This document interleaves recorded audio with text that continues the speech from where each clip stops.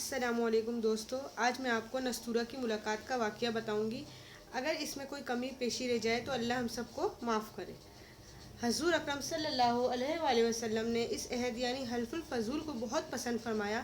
آپ صلی اللہ علیہ وآلہ وسلم فرماتے تھے، میں اس عہد نامے میں شریک تھا۔ یہ عہد نامہ بنو جدان کے مکان میں ہوا تھا۔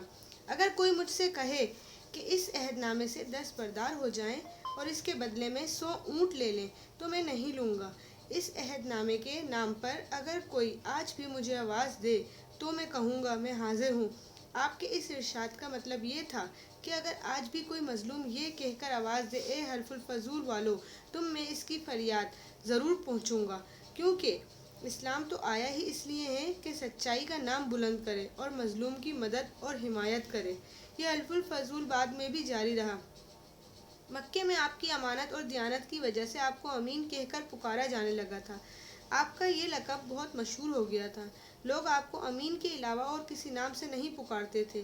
انہی دنوں ابو طالب نے آپ سے کہا، اے بھتیجے، میں ایک بہت غریب آدمی ہوں اور قحط سالی کی وجہ سے اور زیادہ سخت حالات کا سامنا ہے۔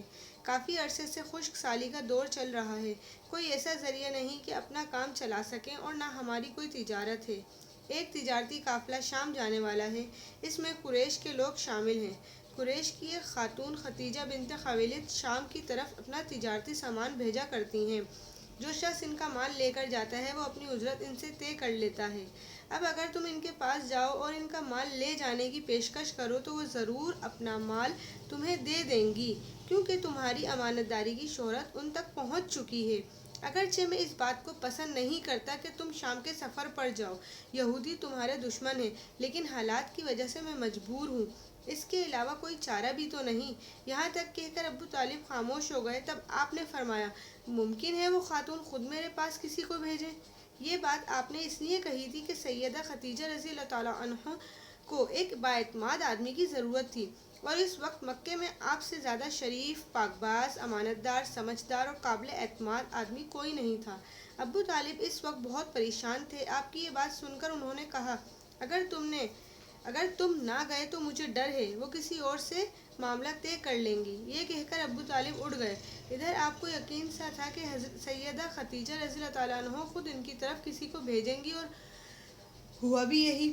سیدہ خدیجہ رضی اللہ تعالیٰ عنہ نے اللہ کے رسول صلی اللہ علیہ وسلم کو بلا بھیجا، پھر آپ سے کہا، میں نے آپ کی سچائی، امانت داری اور نیک اخلاق کے بارے میں سنا ہے، اور اسی وجہ سے میں نے آپ کو بلوایا ہے۔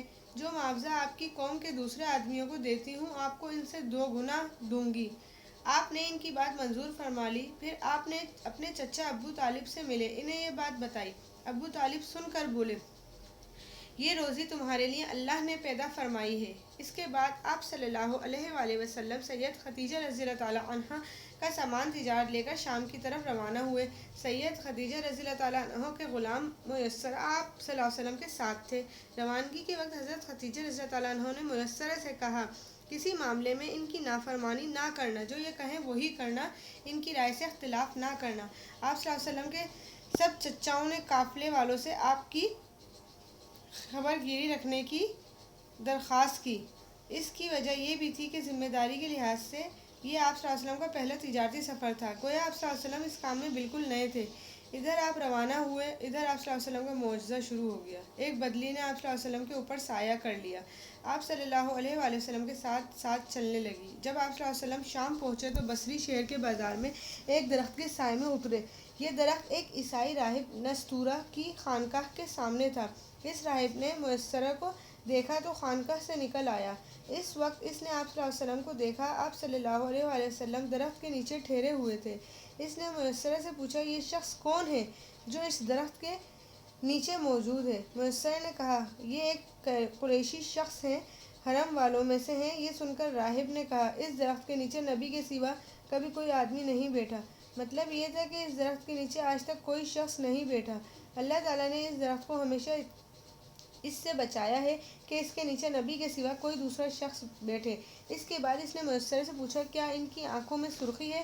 میسرہ نے جواب دیا، ہاں بالکل، اور یہ سرخی ان کی آنکھوں میں مستقل رہتی ہے۔ اب نستورہ نے کہا، یہ وہی ہیں۔